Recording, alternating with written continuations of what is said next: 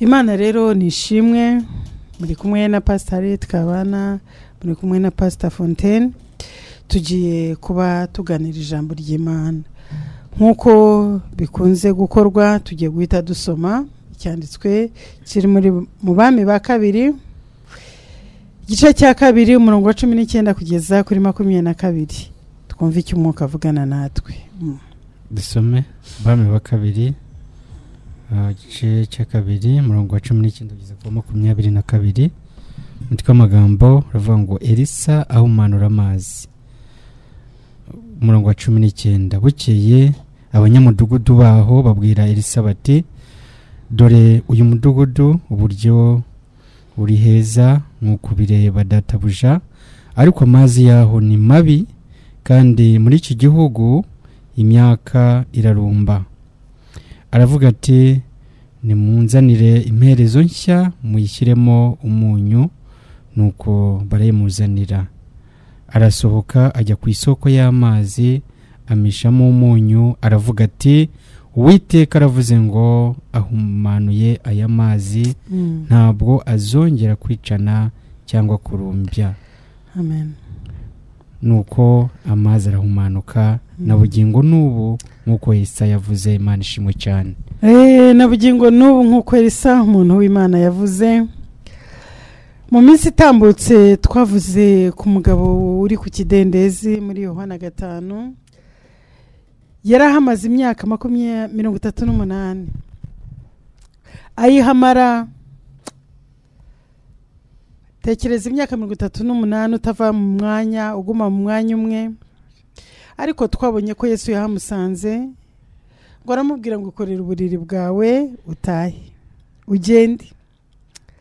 Tuvuga neza ko Yesu ashaka kutugirira neza, ashaka ko twikorera, ashaka ko duhaguruka, ashaka ko tuzuka, ashaka ko tuba bazima, kandi ko yifuza kuduha ubuzima.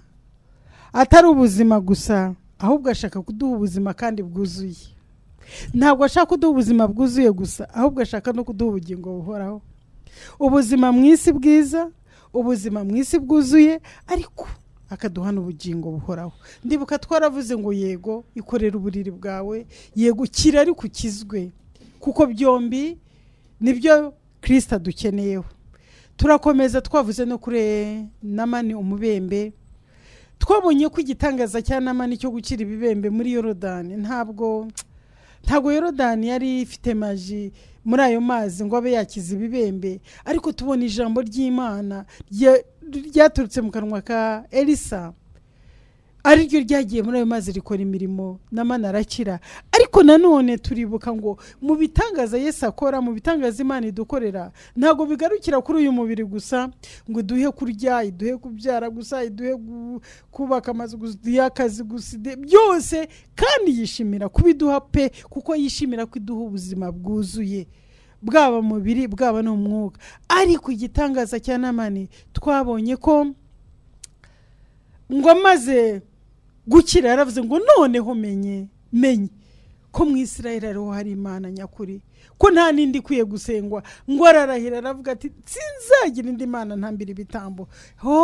Turavuga ngo noneho intego y'igitangaza yari igezweho, intego yo gukora kw'Imana yari igezweho. Intego y'Imana gukora ni iyihe? Nuko Imana yamamazwa, nuko Imana imenyekana, nuko yinjira mu buzima bwacu. Nidukorera ibyo ku mubiri gusa, kuko ishaka kuduha ubuzima bwuzuye, n'imitima yacu igakira, ariko n'ubugingo bwuhoraho bugize gute buduhawe. Yesu yaravuze muri Yohana 10, aravuga ngo intama zanjye ndazizi kandi nziha ubugingo buhoraho, izanjye ndazizi kandi nziha ubugingo buhoraho. Uko rero igenda ikora ibitangaza, ibi bikora kugira ngo itarure intama zayo izizane mu rugo, nk'uko yazanye Namani, nk'uko yazanye wa mugabo wo ku kidendezi. Uzi ko ngo amaze gukira ava ku kidendezi, ngo ariko aragenda, agezeyo, haleluya, ngo agezeyo ajya mu rusengero kwiyereka abatambyi. Niba hari ikintu kinezeza Imana, ni ukugukorera imirimo, ariko ukajya no mu nzu y'Imana. Yesu ngo aza kumusangayo, aramwiyereka kuko atari yanamumenye ngo baramaje ngo ninde wagukijije ese ninde wakubwiye kwikorera uburiri kw'Isabato ati nawe nzi ariko umugabo nabonye yambwiye ngo ningende nikorera uburiri bwanjye. Yesu aramubwira ati ntuzongere gukora icyaha utazabona ishyano riruta irya mbere. Bavandimwe inshuti wowe uteze amatwi ijambo ry'Imana, gukora icyaha ni ishyano kubera ko ni biturimbura bikadutandukanya n'Imana burundu, ni ugupfa kabiri. Yesu ashimwe. Niyo mpamvu rero tugikomeza mu ijambo ry'Imana. Tubonye mu Bami ba kabiri igice cya kabiri duhere ku murongo wa 19 ngo Elisa abagabo b'umudugudu baramwegera, abanyamudugudu baramwegera, bari baramumenyeho gukora ibitangaza. Haleluya. Bari bamenye ko ari umuntu w'Imana. Wibuke ko na wa mukobwa wamuranze muri Siriya yaravuze ngo iwacu hari umuntu w'Imana, iwacu hari umukozi w'Imana ariko yagukiza ibibembe. None abanyamudugudu rero haleluya nkunda Imana nta kitakora. Ngo abanyamudugudu ngo baramwegera baramubwira ngo uyu mudugudu databuja uko ureba uri heza nkuko nawe ubyitegereje, uri heza nkuko nawe ubireba, ariko haleluya binyibukije ariko ya Namani yari umugabo w'ingabo z'Isiriya, yari yarahawe kunesha, yari umutoni kuri shebuja ngo ariko ari umunyamubembe. Uyu mudugudu nawo wari heza, wari mwiza nkuko byagaragariraga amaso, ariko abanyamudugudu baramubwira ngo ariko amazi yaho ni mabi kandi ubutaka bwaho burarumba. Muri make urebeye inyuma bimeze neza, ariko turenda kukubwira ko nta buzima buri muri uyu mudugudu. Yesu ashimwe. Umuhanuzi Yesaya yigeze guhanura igice cya mbere ku murongo wa 4 abwira Abisiraheli ngo wa bwoko bukora icyaha we, abantu buzuwemo no kukiranirwa, urubyaro rw'inkozi z'ibibi, abana bonona, baretse Uwiteka, basuzuguye uwera wa Isiraheli, baramutabasubira inyuma abavugaho. Arabubaza ngo niki gitumye mushaka guhora mukubitwa muzira gukabya ubugome. Umva, hari ukuba umunyabyaha ariko ukanabikabya, hari ukuba uri umugome ariko ukanabikabya, ukabikora ubishaka, ukabyirato. Ndababwira ngo Kristo yifuza kutugirira neza mu mubiri, ariko no mu mwuka yifuza kugerayo. Isango arababwira ngo umutwe wese urarwaye, ngo kandi umutima urarabye. Haleluya. ngo uhereye mu bworo bw'ikirenge ngo ukageza mu mutwe, ngo hose nta hazima, ngo ahubwo ni inguma, ni imibyimba, ni ibisebe, bitigeze no gukandwa no gupfukwa, ngo nta nubwo byasizweho akamuri. Nubwo bimeze gutyo haleluya, umudugudu gasa neza. Nubwo abantu bameze gutyo, ndibuka mu mudugudu w'Inenewe harimo inka, harimo abana beza b'inshuke, harimo ihene, harimo ibintu byose n'abantu baba basaga neza, ariko Imana iragambirira babwira ngo nimutihana ndawurimbura. Ni ukuvuga ngo umuntu ni uw'agaciro ku Mana, niyo mpamvu ibe yifuza bise neza use neza. Haleluya. Tubonye muri icyo gihugu Yesaya warahanura ati guhera ku mutwe n'ibirenge hose nta hazima, ariko ntibigaragara, nta wabibonaga. Byasabaga umuhanuzi ureba kure, Imana y'ubwayo nireba hiherereye. Elisa baramubwira bati nkuko nawe ubireba, mudugudu urasa neza, urubatse, koranabuhanga ni ryiza ryaraje, amazu ni ibitabashwa, abize baragwiriye, twabonye neza y'Imana. Ariko haleluya, bavandimwe bene data banteze amatwi, byose bikuzengurutse urabona biyaga, urabona ari byiza, turi heza, dutuye heza, urasa neza, ariko baramubwira batari ko amazi yaho arasharira n'imyaka yaho ntiyera. Uyu mudugudu Yeriko wari waravumwe, Yesu ashimwe, hakaguma hasa neza, ubwatsi bukamera, ariko hakarumbya.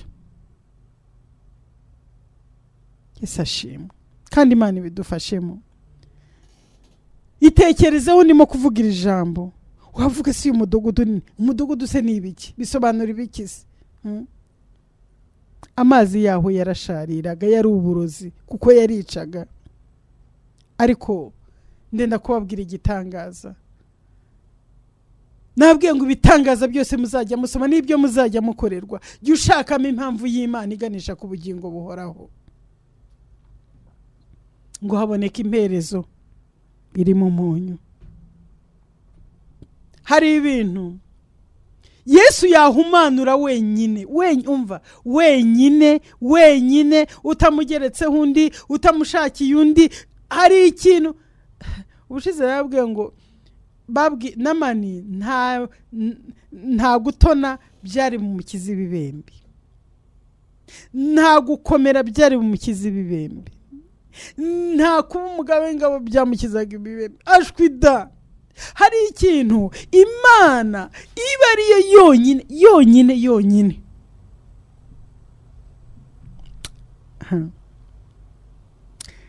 Uraho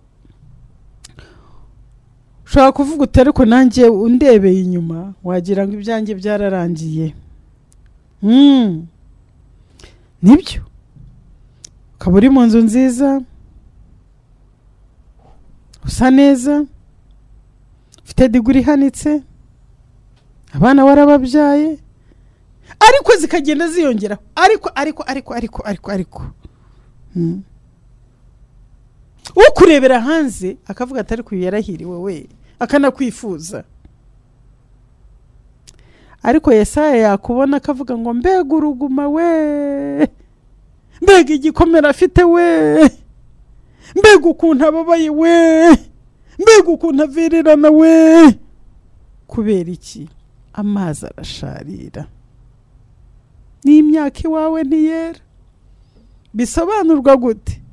Ntuseka, wiganya gutaha iwawe. Uzi umuntu kuba bwije akavuga ati ndataha, yafitiwe afite inzu y'ikitabashwa yiyubakiye. Niba unteze amatwi, ku kazi wiriwe usa neza, wambaye kositime nziza, ugendera mu modoka nziza, ibyo kurya bigushyiriwe ku meza ntibisanzwe. Yewe n'ibihe bigera ku bandi we ntubyumva, hari aho utwikiriye, hari aho utwikiririwe heza, ariko uriganya gutaha. Nturya ngo bimanuke, umutima guhagazemo. Yemwe reka nivugire iwacu, abayobozi baragerageje, badushyira amategeko, uburezi ni bwiza, ubuvuzi buroroshye, buri kintu cyose turabona ari amahoro,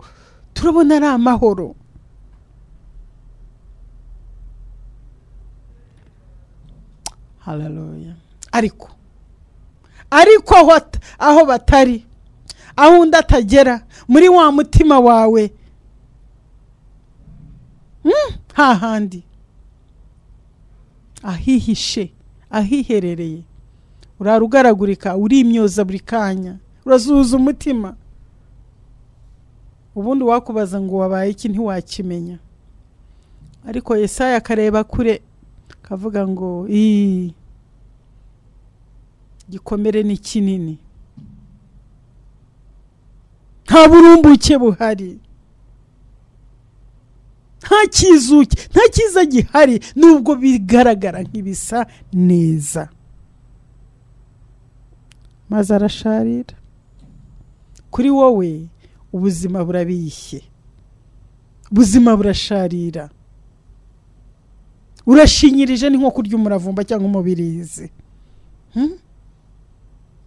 Uzi ubuzima umuntu aba washinyirije, ukaba ushinyirije wenda ibyo mvuga ntibiri bwumvikane kuri benshi, ariko niba ari wambara inkweto iryana ukagenda mu muhanda uba wumva wayijugunya, wumva nonagira, wumva hari umuntu uriho mu buzima anonagira akandagira buhoro. Kubera iki? Ubuzima burashaririye, ubuzima burabishye, nyamara ukubona arabona yakwifuza, nyamara ukubona arabona ari byiza, nyamara ukubona arabona waragezeyo, nyamara arabona warashubijwe, nyamara ariko aho imyenda itagera,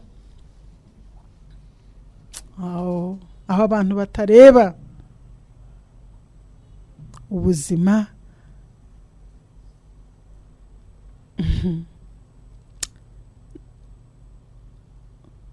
umwanditsi w'umubwiriza we yaravuze ngo life is meaningless, everything is meaningless. Kuri wowe ngo ibintu byose bigasa naho ntacyo bivuze, ntacyo bimaze, ni ubusa. Kubera iki? Hari ahantu isoko iranduye, isoko iranduye, isoko iraroze.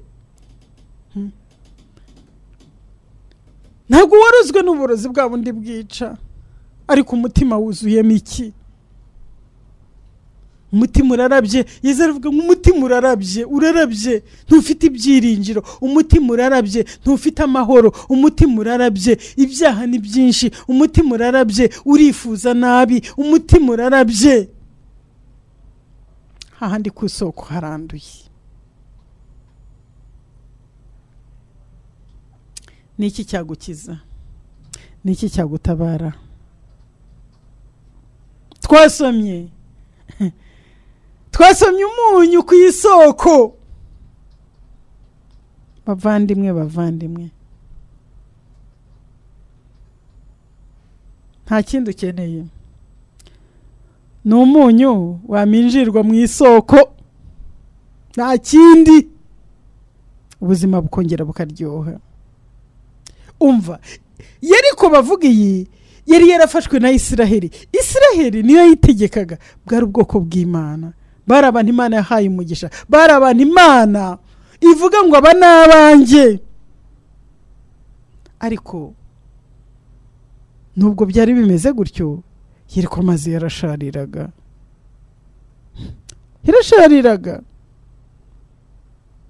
ariko yabo yari nyinshi.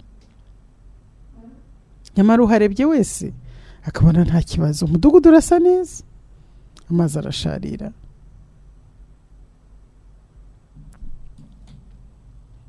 Katurebe imperezo mu biganza by'umukozi w'Imana Elisa, ngo arababwira ngo ni mu imperezi iri mu munyu. Mu imperezi irimo iki? Iri mu munyu. Umunyu wonyine nicyo cyari igisubizo. Hallelujah. Ntago byasabaga ibintu byinshi. Ndacyatangazwa n'imirimo y'Imana, ndacyatangazwa n'ibitangaza by'Imana, ndacyatangazwa n'imikorere y'Imana. Umunyu ku isoko.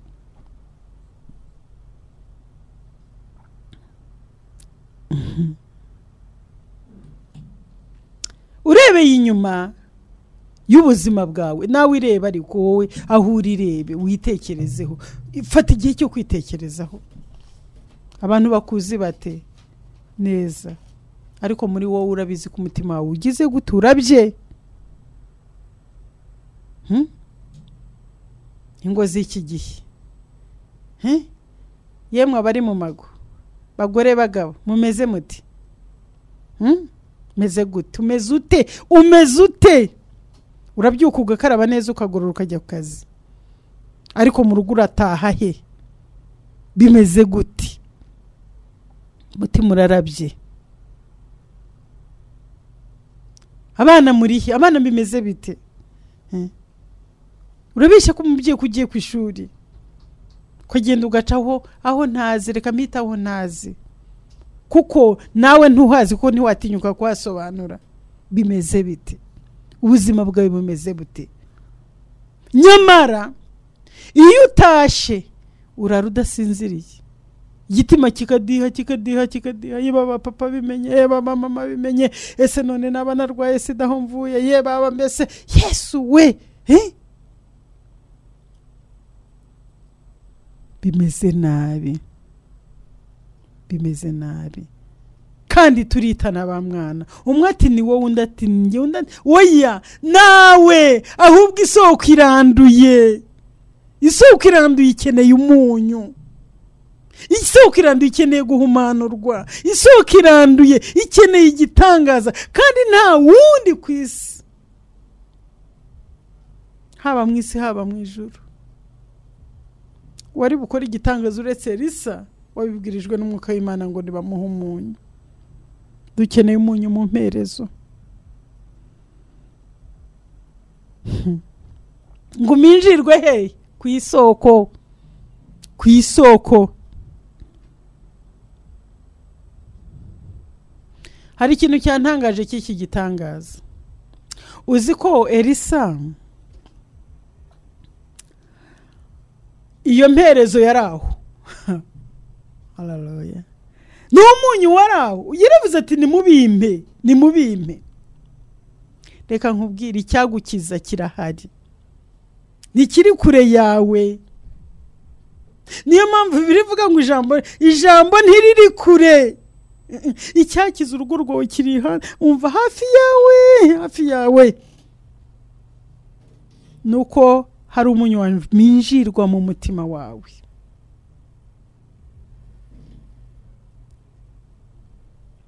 Kavuga utari ko kaminjiriye bundi abari gake utibanyanyagize, umva ndenda kukubwira ngo ni wewe nyine watuma ubuzima. Mwibuke yuko Namani yahagurutse, ariko kutinyuka ugahaguruka ajya mu bapfumu, kutinyuka ajya kurara mu kabari ngo wenda uwo mugore wamukira ijoro rimwe, ariko kumukize abakuzengurutse bubakijijwe n'iki?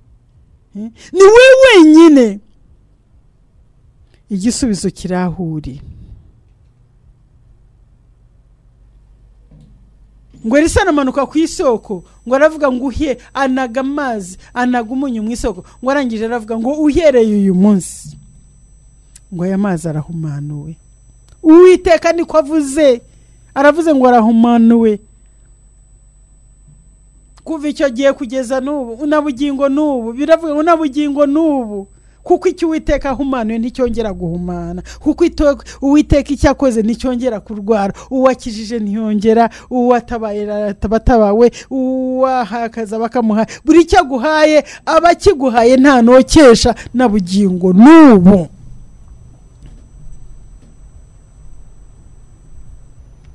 Hari ubugumba bwakizwa n'Imana gusa.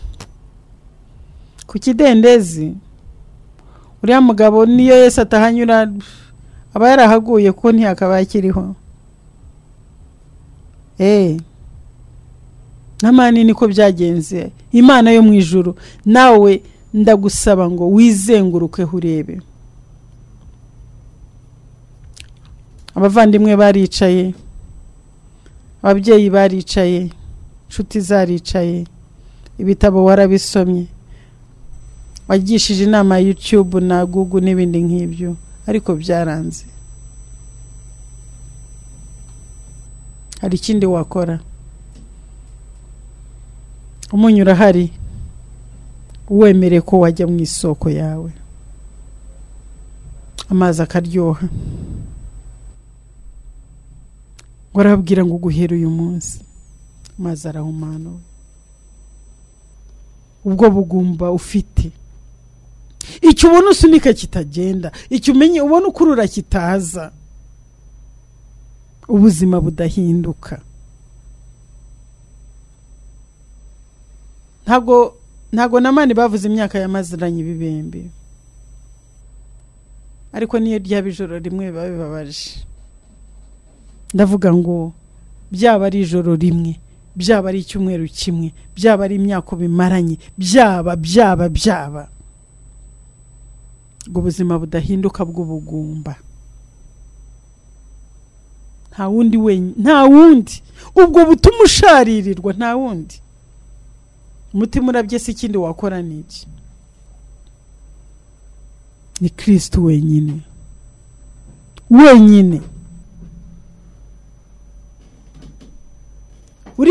Ushobora kuba umaze n'imyaka 40, ariko no ku myaka 80, 90 Imana igitabara igakiza.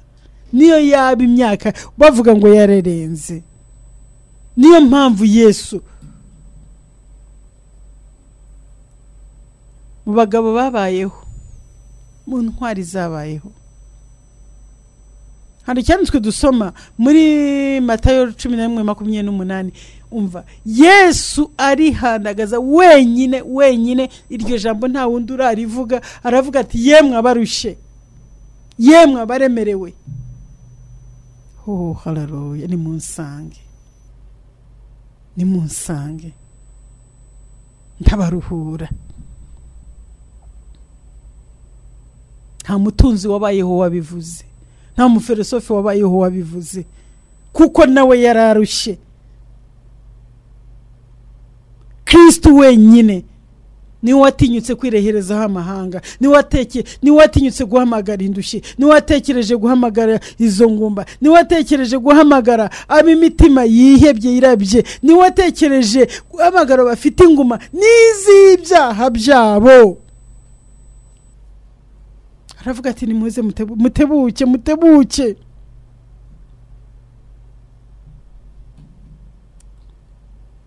Bivuga ngo iki? Kristo wenyine niwe ugera ku nyota, niwe ushaka, niwe wagera ku isoko y'ubuzima bwawe, ari wo mutima wawe. Umva, umutima warurabye ugasa naho uzi kuzuka. Nabwiye ngo abwira wa mugabo wo ku kidendezi ngo haguruka wikorera ijambo, wikorera bwawe ugende. Yakoresheje yavuze mu Kigiriki ijambo rikomeye risobanura ngo zuka, bamuzima, haguruka.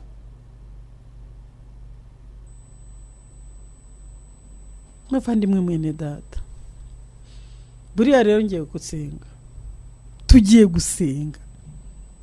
Nabwiye ngo muri iyi minsi ndahamagarirwa gusengera ibyananiranye, ariko intego ari iyihe? Ari uko Kristo amenyekana. Intego ari iyihe? Ari ukubona ubugingo buhoraho. Intego ari iyihe? Nubwo wakorerwa ikingana gute. Haleluya. Njya mbabwira kandi inshuti z'umusaraba, akora mu bitangaza Yesu yakoze bikomeye cyane. Sukuzura Lazaro, Yesu Lazaro maze imyaka 4 mumva, wapfuye amamuzima arasohoka, abantu baramubona aragenda. Ariko ijye mu Isiraheli bakwereka imva ya Lazaro, ariko ntibakwereka Lazaro. Ndabisubiramo, iyo ugiye mu Isiraheli ubona imva ya Lazaro, ariko ntubona Lazaro. Kubera iki? Nubwo yamuzuye ntiyari kumara imyaka 1000, n'umuntu hari imyaka ntarengwa, bivuga ko yongeye agapfa. Umva nshuti yanjye, niyo mpamvu mu bitangaza Kristo akora ibyo ari byo byose, intego n'ubugingo buhoraho. Niyo mpamvu utagomba guhusha. Nagukiza indwara, nagutabare muri icyo kibazo, naguha akazi, nakubakira urugo, naguha urubyaro, nabikoreye akabyara kuko arabishoboye. Ariko nyuma yabyo, impamvu mbikubwira gutyo nuko hari abubatse bataruhutse, ntibiruhura. Nuko hari ababyaye bataruhutse. Ubuzima bwuzuye Kristo biduhamo, arabiduha, ariko kugira ngo tubigiriremo amahoro.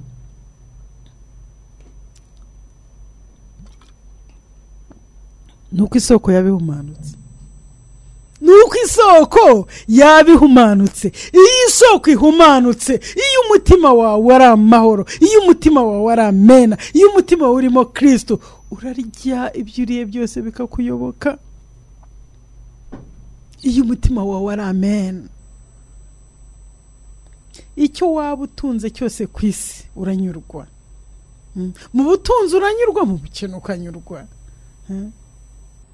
Ntaguhora ushakisha, umutima ntuba uhagaze, ntuguhagararamo, uratuza muri bwa buzima bwuzuye, ukumva uri amahoro, ukagenda mu isi uri amahoro, kuko nta kisi kwishyuza, kuko ubizi nunayivamo kuzajya mu bwami bw'Imana, kubera imbere yawe hari ubugingo buhoraho kandi waramaze kubuhabwa. Akaba ariyo mpamvu ukeneye umunyu, ukeneye umunyu mu buzima bwawe, ukeneye umunyu.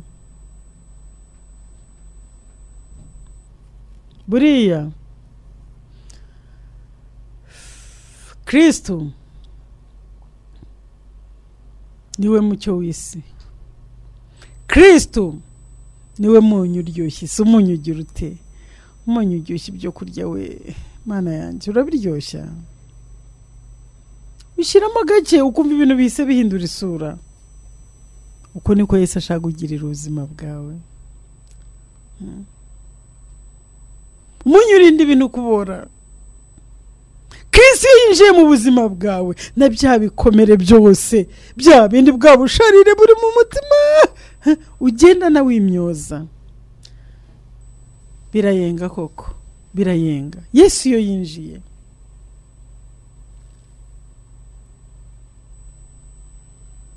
Kristo, umva, ntari kure ngo butamusingira, ari hafi y'ubuzima bwawe, ari hafi. Wamubona, wamwegera, wamuvugisha, yakugeraho aka kanya. Umva, si kera, ni nonaha. Ndavuga nonaha, nonaha. Ukumva ijwi rikubwira ngo uyu munsi ubuzima bwawe burahumanutse, urugo rwawe rurahumanutse, umutima wawe urahumanutse, kwezi kawe harahumanutse. Kubera iki? Kandi umva, guhumanuka by'iteka ryose, ibyo nibigira gute? Nibitwinjiza mu bugingo buhoraho. Niwe nzira wenyine.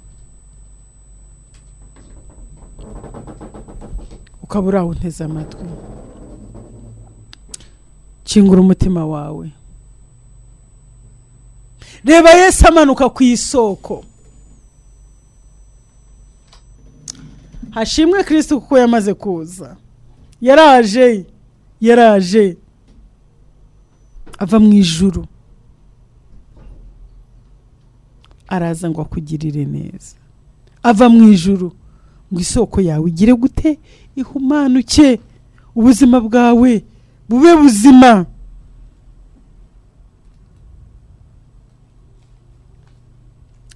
Ugerageje byinshi,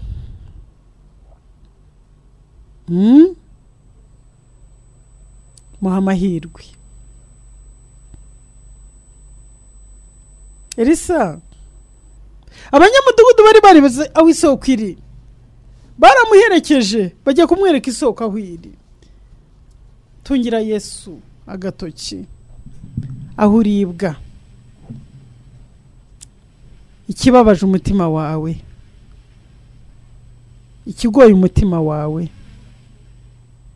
igituma ubuzima bwawe butaryohewe, igituma ubaye mu isi ushinyirije.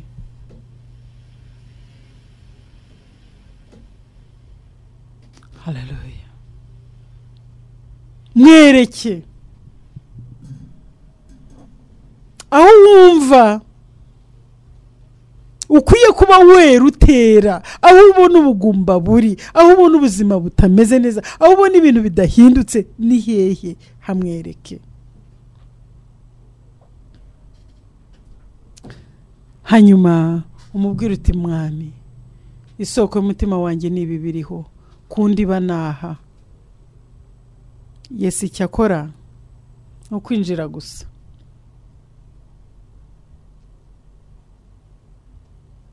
Ubundi uzabone umwijima n'umucyo ntibyirirwa bihangana.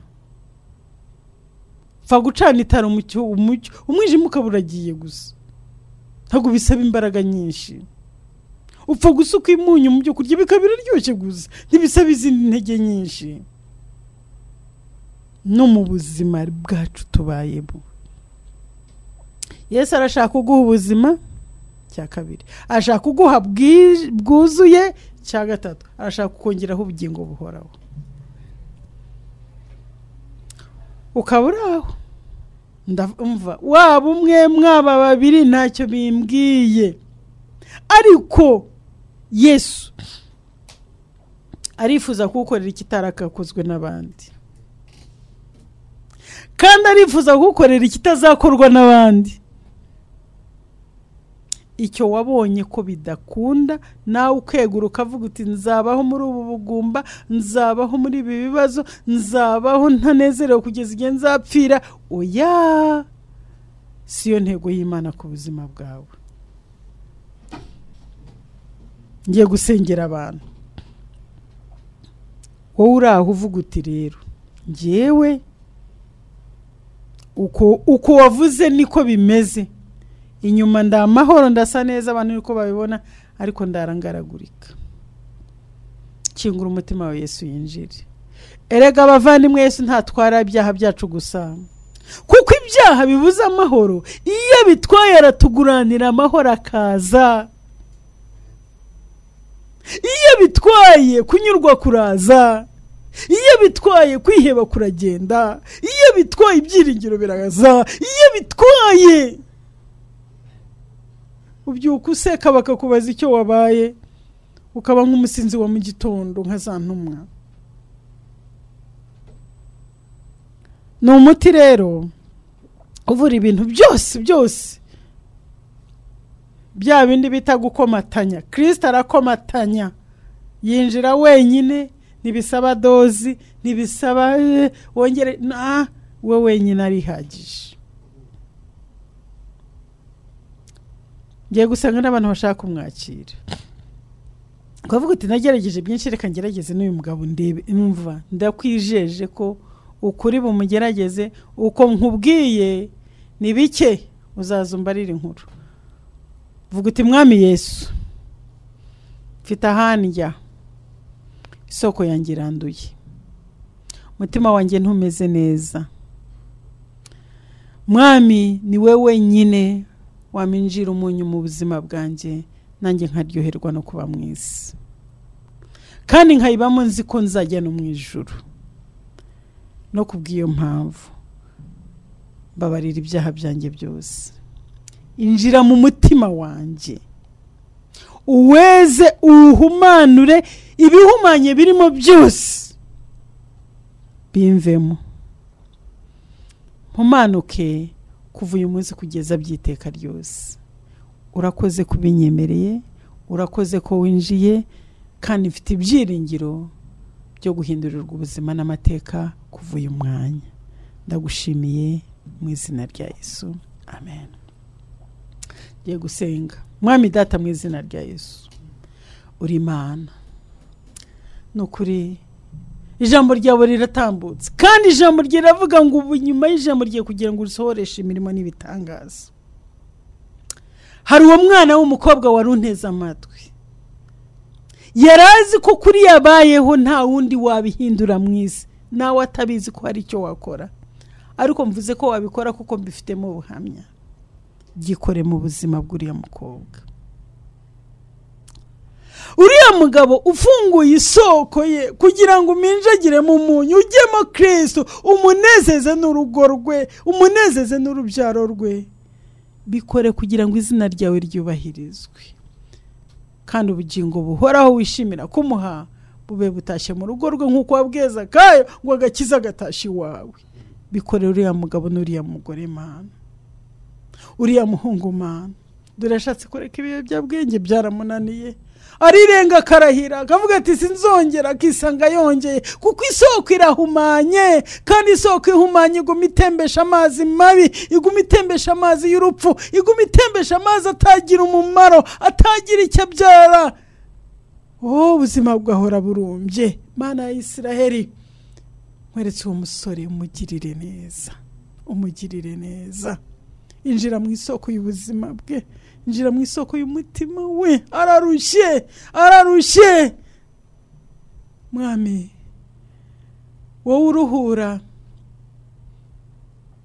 bene data, ruhura abo banyarwanda, ruhura baduteze amatwi bose, baruhurira ijoro, baruhura ku manywa, baruhure nimugoroba, baruhure mu gicuku, baruhure. Icyo kitakorwa n'abantu gikorwe nawe. Barahire bavuge nka Namani ngo nta yindi mana tuzakorera. Niyo ntego y'iri jambo, kubera turi mu ijwi ry'ubuntu rigomba kukugarurira abantu bakakwegera ukabaruhura, kandi abarusha ni benshi, ariko ihumure riri iwawe naryo ryinshi rirahagije. Niyo mpamvu nsenze mvuga ngo ugire icyo ukora, kandi icyo ukoze uragikomeza kikagumaho. Mwami Imana, ubwoko bwawe buruhurwe no kuva mu byaha, buruhurwe no gutabarwa mu bitangaza. Icyo baba bagukenewe icyo ari cyo cyose, ko ntacyo utashobora, ugikore. Cyushaho byose bahumanurwe by'iteka ryose. Ni mu izina rya Yesu Kristo umwami n'umukiza wacu dusenze kandi tubyizeye gutyo. Amen.